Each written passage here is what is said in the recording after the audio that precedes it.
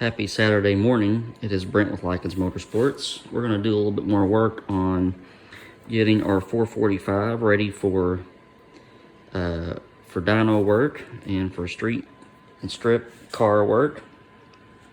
I did get the cam washed and installed. Checked the clearance, and I would suggest that anybody do that the same that you would with a main bearing or a rod bearing.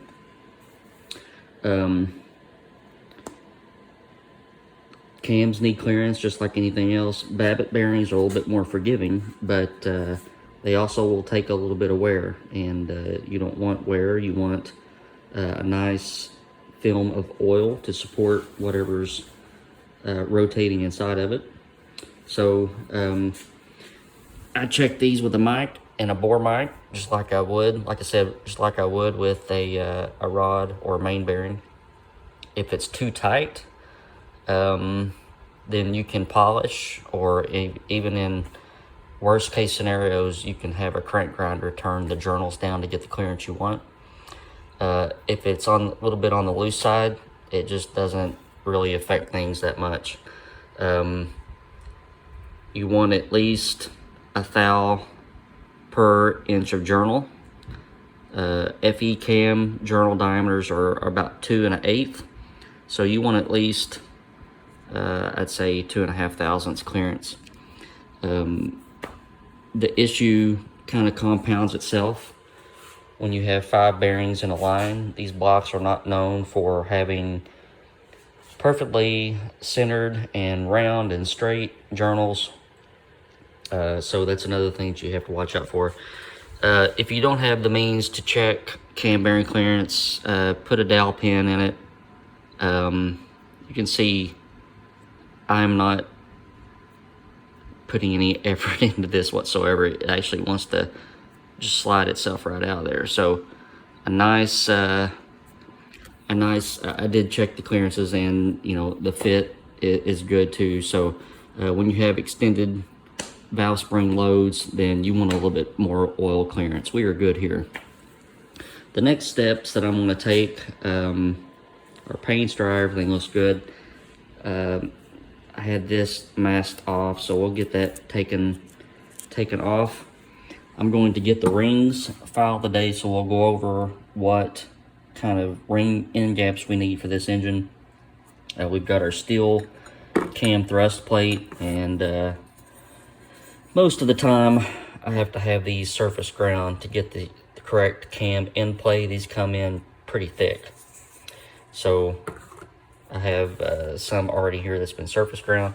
We've got a new oil filter adapter, and we're going to have to gasket match these, because for some reason the gaskets they send stick out into the passages, which makes it not good at all. So we're going to get some work done today. So when we use billet steel camshafts, I like all the materials to match between the cam gear. So the camshaft is billet steel, this is steel, and we use a billet steel timing set. I've seen and heard of scenarios in the past where you use different materials and they start to wear. These are Pioneer steel cam thrust plates. I think the part number is PF-150. You can buy these. Just make sure that the thickness is correct. Check your cam end play. If you have, somewhere around 5 thousandths, then you're good to go. If you have, 0 or 1 thou or something like that, then these need to be ground down. If you're patient, you can do it on a belt sander and just keep it nice and flat. If your belt sander has a steel platen underneath of it where you can keep it uniform. Otherwise, your machinist may have a magnetic surface grinder, or they just set these on a plate and make multiple passes over it. You can see the passes that this one has. So this one's been done that way. Be very careful on your thrust plate bolts. A lot of your aftermarket bolts are too long, and there is a passage back in there. Let me see if I can let you see it.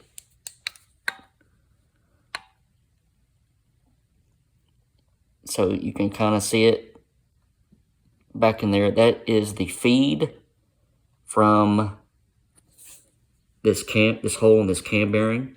The oil gets transferred from this feed around and into this hole.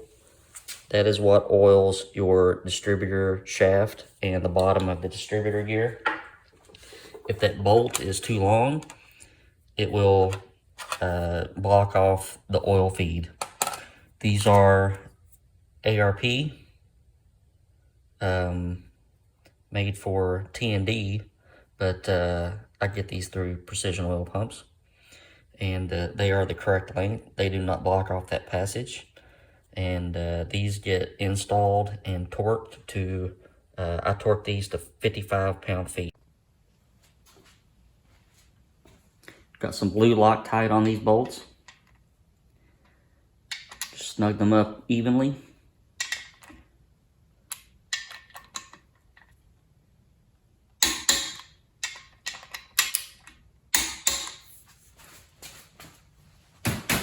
Like doing things on video, so I have record of it, but I also mark my bolts once I torque them. So here is our oil filter adapter. Here is our gasket for our oil filter adapter. So a lot lacking there. What you can do is put the gasket on the adapter, take a little ball peen hammer, drop it on the table, pound out the area around the passages, and then take a good sharp X-Acto knife and open them up. So that's what I'm going to do.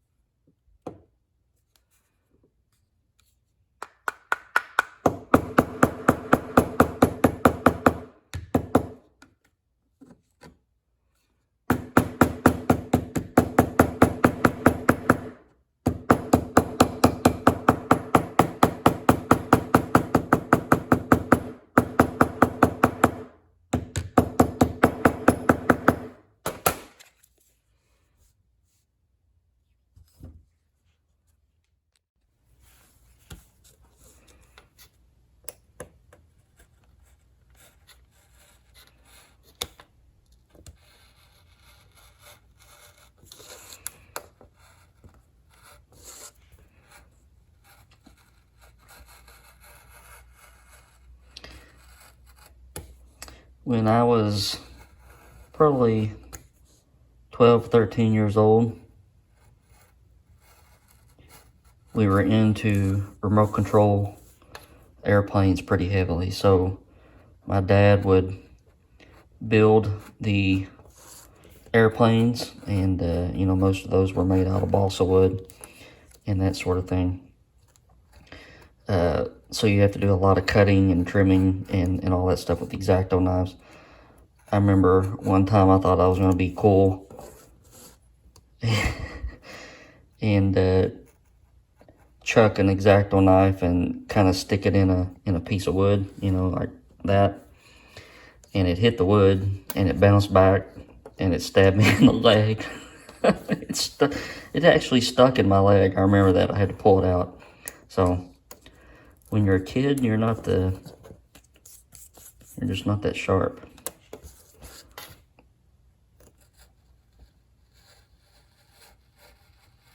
When you work with a lot of custom engine stuff, you learn to make gaskets. If you remember the Tunnel Port 302 build that I did, there are no gaskets available for that. So we had to make our intake manifold gaskets ourselves. Just get some gasket material, peen the edges, and then just use a real sharp knife. Cut them out.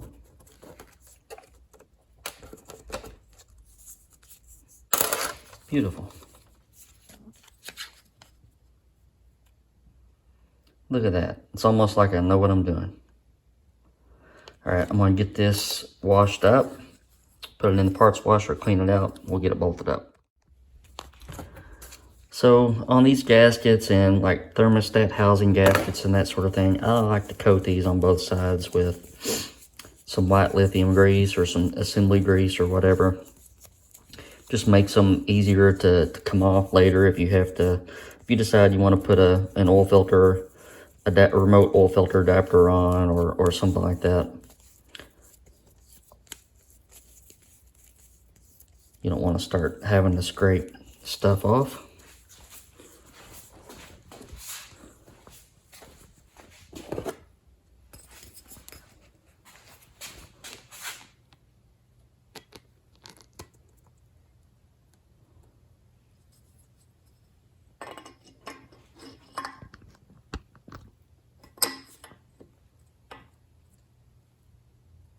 Then we'll get our nuts on there. We'll use some lock washers.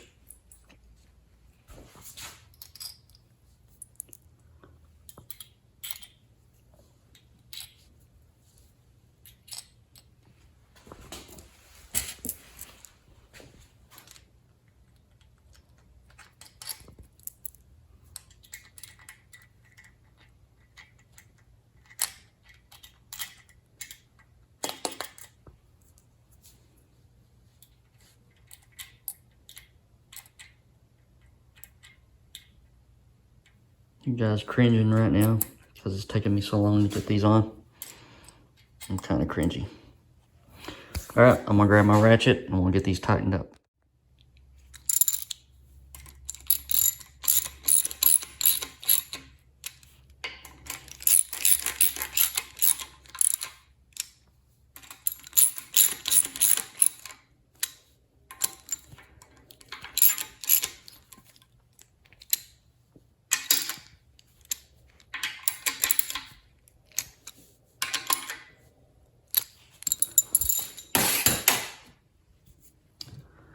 Go ahead and put our oil filter on here so we don't have any holes that aren't covered up. Put a little bit of oil on the seal so it'll be easy to get off later on.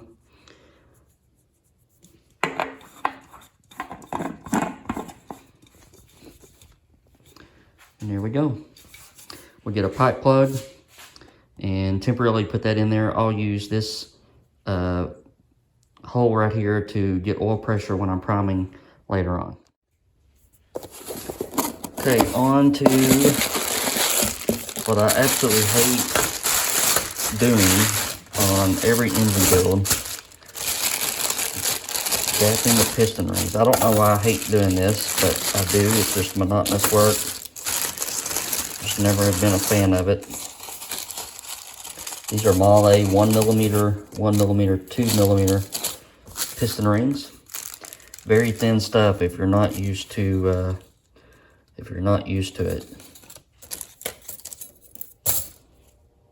It's got a Napier second, so it's got this little lip right here that helps scrape the oil off of the cylinder wall as it goes down.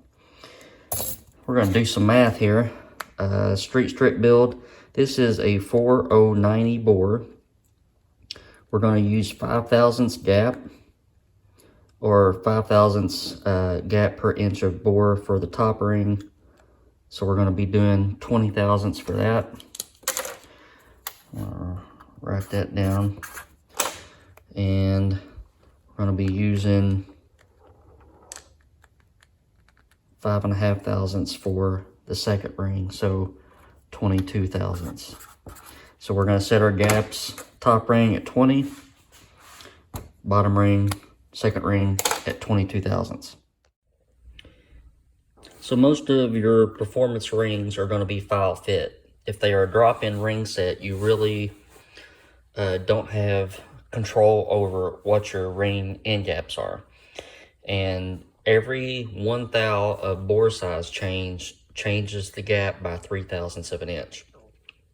So this is why we do file fit rings, so we can control the ring end gap. The end gap varies from application to application, and as the horsepower goes up, as the combustion temperatures go up, the hotter the pistons get, the more gap that you need, so that the gaps do not touch. If they touch, then you're in for a world of hurt. So this is a 4090 bore. The rings come in 4095, so you get 5 thousandths of extra material there to file fit down. So we have our numbers. We're going to go 20 on the top ring, 22 on the second ring. We're going to use our filler gauge. We've got our squaring tool. Even check your oil rails. So most piston manufacturers want a 15 thousandths clearance when you put it in the bore. So you always check these. And yes, I have had to grind these before to get the gaps correctly.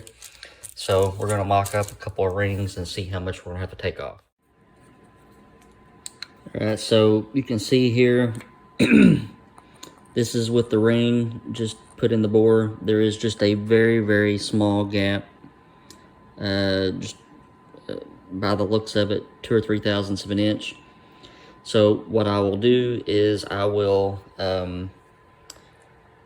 set my ring filer up, and we'll make a cut and see if we can get that 20 thousandths number. This is the top ring, and then we'll be able to see what we need to take off of the other rings. This is a very tedious and monotonous process. Probably I'll just, so that I don't make any errors, I'll probably not film this part. It's hard for me to do several things at once and concentrate on all of them. So I will get back to you in a second. All right, we got our piston rings filed, and just showing you this for next time, but I would highly recommend, if you're doing this at home, to use a tapered ring compressor. The old band style compressors can cause some issues with the new metric ring packs and everything. Just makes it much easier to use these. I have one for pretty much every bore size. So in the beginning, we were going to use a hydraulic roller cam, and we had planned on using the Lykins Motorsports roller tip non-adjustable rockers. Since we switched in our build design to a solid roller camshaft, we needed to upgrade some things. Obviously, the lifters had to change to solid roller lifters. Our valve springs had to change to match the cam, and we upgraded to these Harlan Sharp rockers, adjustable, so we can dial in the lash. These are heavier duty rockers as well. These are the needle buried fulcrums, and if you notice, I had them change the rocker, or I'm sorry, the adjuster, to a ball push rod and one that oils through the push rods. So all of these will, all the rockers and the shafts will oil through the push rod. I use Harlan Sharp for all of my rocker arms, just real high quality stuff, and looking forward to getting these bolted on. Here's a shot of the rockers mounted, and again we are using the precision oil pumps, the studs with the longer thread engagement for trick flow heads. And I'm checking out some geometry stuff, but very nice looking setup. And what I'm going to do now is get all these knocked apart. I want to pull the rockers off the shafts, take the plugs out of the end of the shafts and run some solvent through it, make sure that the shafts are squeaky clean, inside, and then we can bag these back up. So rocker arms are all taken care of. Broke it all down, brushed cleaned the inside of each shaft, and washed everything, re-oiled the rocker arms, put those back together. We're back on our rod and pistons assembly, and now that we have our rings filed and gapped, I'm going to go ahead, and what I'll do, so my plans are this a week from yesterday, this coming Friday, I plan to dyno the 496 We're supposed to get a whole lot of rain and some colder temperatures this week, so we'll just have to play that by ear. In the event that I do not go dyno, I should have the crankshaft back for this build, so I'll be able to jump on that. Got some free time today, so what I'm going to do is pull all the rod caps off, get the rings on the pistons, and get those ready to install when the crank comes back. And here we are, 8 loaded pistons, rings on them. Got the caps separated so I can break those apart quickly. And all we need is a balanced crankshaft and we can get to going. Alright guys, thanks for watching this video. I'm glad you all enjoyed yesterday's video so much. It was a longer video, had a lot more content. Probably a lot more tips than what my videos usually do. I usually just show stuff, but maybe that's a direction I need to head in order to help you guys out. But yeah, hope you all having a good weekend, and hopefully we'll have some good things to show next week, either a dynoed engine or a crankshaft and parts ready to go in a 390 block. So stay tuned and hit that subscribe button. Y'all be good.